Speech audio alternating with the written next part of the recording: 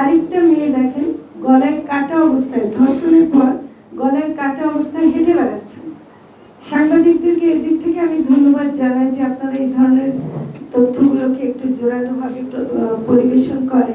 শুধু অনুরোধ করবো যে এখানে মেয়েটার বর্ণনা একটু যত বেশি দেওয়া হয়, কোনোভাবে যদি আপনারা ধর্ষকের বর্ণনাটা আরেকটু বেশি দিতে পারেন তাহলে ভালো হয়।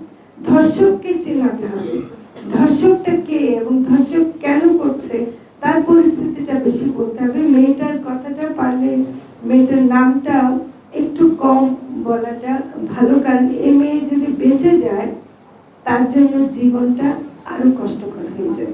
আমরা এটা অনেক আন্দোলন আগে করেছিলাম, সেটা যে নাম না দেওয়ার এটা কিন্তু অনেক ব্যাপার ছিল, এবং এটা কিন্তু এখন কিন্তু নারী নির্যাতন কিন্তু আরো অনেক ভাবে হয়।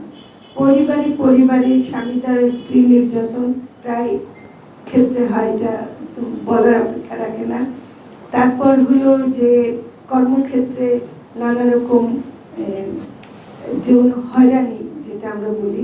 এবং আজকে মেয়েদেরকে আমরা কি বলবো যে তোমরা ঘরে ফিরে যাও এগুলো থেকে বেঁচে থাকার জন্য?